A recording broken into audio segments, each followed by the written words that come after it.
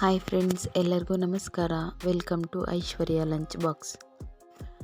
ನಾನಿವತ್ತು ನಿಮಗೆಲ್ಲ ಕ್ಯಾರೆಟ್ ಹಲ್ವಾ ಮಾಡೋದು ಹೇಗೆ ಅಂತ ಹೇಳ್ಕೊಡ್ತೀನಿ.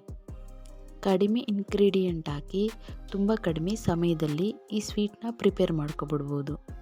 ಹಾಗಿದ್ದರೆ ಈ ಕ್ಯಾರೆಟ್ ಹಲ್ವಾ ಮಾಡೋದಕ್ಕೆ ಏನೆಲ್ಲ ಇಂಗ್ರೀಡಿಯೆಂಟ್ ಬೇಕು ಅಂತ ನೋಡ್ತಾ ಹೋಗೋಣ. ಫಸ್ಟ್ ನಾನಿಲ್ಲಿ 4 ಕ್ಯಾರೆಟ್ನ ನೀಟಾಗಿ ವಾಶ್ ಮಾಡಿ ತುರಿದಿಟ್ಕೊಂಡಿದ್ದೀನಿ. ನೆಕ್ಸ್ಟು ಒಂದು ಬೌಲಲ್ಲಿ 3/4 ಭಾಗ ಆಗುವಷ್ಟು ಸಕ್ಕರೆ ತೊಗೊಂಡಿದ್ದೀನಿ.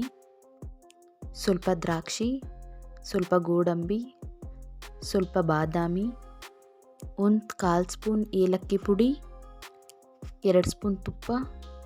ನೆಕ್ಸ್ಟ್ ಇವನ್ನೆಲ್ಲ ಹಾಕಿ ಯಾವ ಥರ ಕ್ಯಾರೆಟ್ ಹಲ್ವಾ ಮಾಡೋದು ಅಂತ ನೋಡೋಣ. ಫಸ್ಟ್ ಒಂದು ಪಾತ್ರೆ ಬಿಸಿ ಮಾಡಿಕೊಂಡು ಪಾತ್ರೆಗೆ ಏನು ತುಪ್ಪ ತೊಗೊಂಡಿದ್ವಲ್ಲ ಅದನ್ನು ಹಾಕ್ತಾಯಿದ್ದೀನಿ.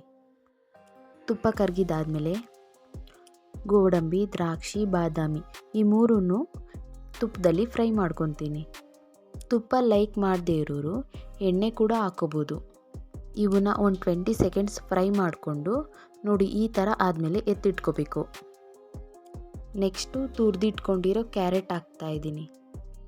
ಇದನ್ನು ತುಪ್ಪದಲ್ಲಿ ಚೆನ್ನಾಗಿ ಮಿಕ್ಸ್ ಮಾಡ್ಕೋಬೇಕು ಒಂದು 10 ಸೆಕೆಂಡ್ಸು.